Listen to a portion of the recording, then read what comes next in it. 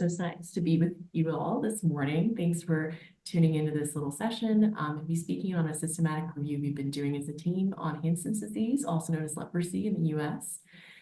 This was undertaken by myself. I'm at LSU New Orleans as a fourth-year medical student. No disclosures to make. Also, alongside a great statistician, PhD candidate, Will Eaton, who's at Tulane School of Public Health and Tropical Medicine in New Orleans as well. And our wonderful mentor, Dr. Yotsu, who is both based out of the School of Public Health and Tropical Medicine at Tulane, as well as in Japan and the WHO. None of my co-authors or team members have any disclosures either. So just to jump right in, a bit of background, Hansen's disease, also known as leprosy, is a chronic infectious disease from the Mycobacterium species of leprae mainly, and a little sometimes from lepromatosis as well. Those cases are arising. Yeah, as was mentioned, Hansen's disease, also known as leprosy, is a chronic infectious disease from the Mycobacterium species, mainly leprae, although lepromatosis has been rising, transmitted via respiratory droplets after prolonged contact. That means, usually weeks contacts, months of contact with an infected person, but it has also known to be zoonotically transferred from infected nine-banded armadillos. They're really common in some parts of the US, as well as other small mammals like red chipmunks, squirrels, and others. The incubation period is usually 5 to 10 years, but it can be longer. It primarily affects the skin, so it is a neglected cutaneous disease. And it causes hyposensate, hypopigmented, dyspigmented lesions. But it can also affect the extremities, leading to a lot of disabilities. It can cause people amputations, their peripheral nerves, including their autonomic nervous system, the mucous membranes, and often, if it progresses deeply enough, it can go to the internal organs, including the kidneys and testes. So despite it becoming less globally prevalent over time, some people think of it as an old world disease. It really does remain still a major cause of debilitating disabilities and psychosocial impact, especially because the stigma around it still remains. And even though we have had some developments in medications, we haven't had that many over the last 100 years.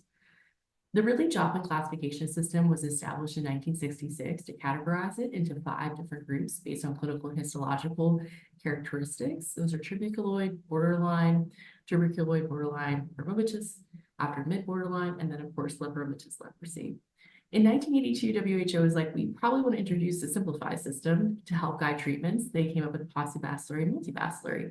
Paucibacillary is up to 5 skin lesions, equivalent to tuberculoid or borderline tuberculoid. And multibacillary is going to be more than 5 lesions, more severe, and it spans the other types with a higher acid-facet bacillus count in the skin smears as well. The classification systems really were to help guide treatment and patient monitoring and make it easier for people out in the community who are helping to diagnose and treat. There's a multi-drug treatment regimen that was introduced with dapsone, rifampicin, and clofazimine. The duration is meant to be for 6 months for paucibacillary and 12 months for multibacillary. And this is just showing how that range goes from tuberculoid all the way to lepromatous, from stable to unstable, back to stable. So for this, we looked into 4 databases systematically, Medline via PubMed, Web of Science, Embase, and Scopus. And these were all full-length studies published in English until June 2nd, 2023, using the help of covenants.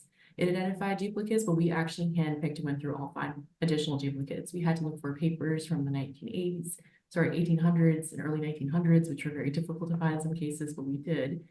7,059 studies were identified, and then 5,475 unique abstracts were screened by myself and other independent reviewer. Any disagreements were handled by our PI independently. 403 publications from 1896 to 2023 met our inclusion criteria, and then 168 were included after excluding for reasons related to the wrong study setting, if it wasn't diagnosed in the US or based on a US case, a wrong outcome, and a wrong study design. If it wasn't a case report or case series, we did do a parallel look into the surveillance reports, but that was part of a different study. So, our publications covered a time span from January of 1798, actually all the way through June 2023. There were 111, so over 80% of publications, importantly, from the case series and case reports that are from after 1980, after WHO really introduced their scheme. Sample sizes ranged from 1 to 46, and there were 328 unique cases identified from this group. The median age was 43, but it ranged from 3.5 all the way to 87. The majority were male, and the majority were white. We did have to do work to systematize classification of race and ethnicity, since sometimes there were outdated terms, even derogatory terms. Some of these papers So we had to go through and really standardize this for the US Census format. We did have 4% of Native Hawaiian or other Pacific Islanders, which we thought were interesting. So this is just a geographic distribution of the cases based on the state of clinical presentation. This is something we built out after careful evaluation. As you can see, Louisiana has had the most over time. That's not surprising since the National Leprosarium and the Hansen's disease program is based here in Carville. And so a lot of people were based everywhere, but this is where they would clinically present. And that's an important distinction. Although we did see a correlation based on where people were living and where they clinically presented for treatment. Other states in the Southeast are especially, have a lot of case counts that were reported in the literature, but there are many states in the contiguous US who haven't, and so there could be underreporting going on. So this is just another diagram we built, and a Sankey diagram, which shows the case dispersal patterns across the US. Most cases were more than in North America, specifically in the US. We thought it was interesting that other cases that came outside of North America, a lot of them came from East Asia, especially Southeast Asia and the Pacific, but they widely dispersed across the continental US, which can be seen. Most cases in the US have been based in Louisiana, but other focal concentrations are in California, New York, Florida, Iowa, and Arkansas. And we see those dispersal patterns remaining somewhat consistent over time, although increasing in recent years. So this is just a graph showing our transmission mode over time that we captured by decades. Most publications did not actually report this information, unfortunately. But the studies that did, most cases were transmitted by that community contact. And the majority of cases, interestingly, published in the 1950s were contracted while in military service abroad. It's unknown exactly how, but it's kind of interesting. There are a growing number of the zoonotic cases from armadillos, especially in the southeastern US, in recent years, for the last 50 years, really. So these are just, an interesting look at the diagnostic modalities, how those have been changed over time. Most cases over time consistently have been reported based on pathology from biopsy, which is not surprising, reliable, sensitive, specific method. But PCR has started to take off in the 2000s.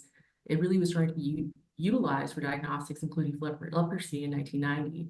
The diagnostic modality was not unfortunately discussed in a lot of the published cases, though.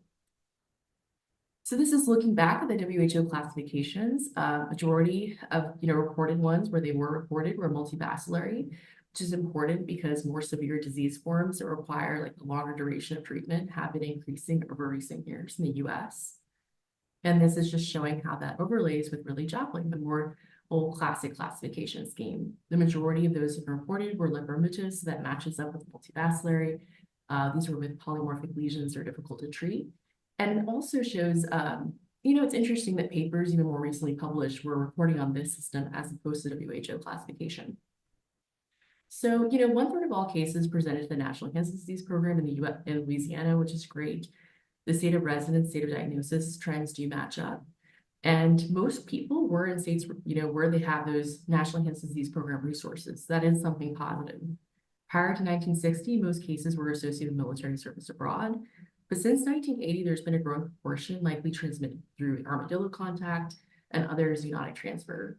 Skin biopsy has remained the diagnostic modality, but PCR is becoming more utilizable. It's still out of reach for places that don't have, the utility for it. It's costly. So based on really Joplin, most cases in this review were lepromatous, and based on WHO, it kind of follows that, majority where they were reported. This is again not a majority when you think about how many did not report were multivacillary. Multi-drug regimens with rifampicin, dapsone, and clofazimine have dominated the protocol since 1980, which is not surprising. But their antibiotics have been increasing, including the use of macrolides such as clarithromycin, minocycline, and other tetracyclines, as well as even fluoroquinolones. We still have a long way to go in terms of thinking about new drug regimens and also eradication procedures that could use these as well prophylactically. Studies reporting on Hansen's disease in the US are still very limited. Even when we look at our surveillance report studies, there's just not that many that are comprehensive. Our analysis showcases there are potentially emerging trends with increased zoonotic transfer in the US, specifically in the southern US. Limitations included a lack of complete information across many of the metrics we're looking at. Case counts do not really fully capture the scope of cases that have been reported by the surveillance centers over time to the WHO, although our data align well with that. And further research is needed to clarify between, the burden of Hansen's disease and the changing geographic and demographic distributions to see who's most at risk and who should we be thinking about in the future to really put resources towards. Standardized reporting methods for diagnostic and treatment are still needed if we're going to study this properly in the US. These are just some references that went into this, and thank you so much for tuning in.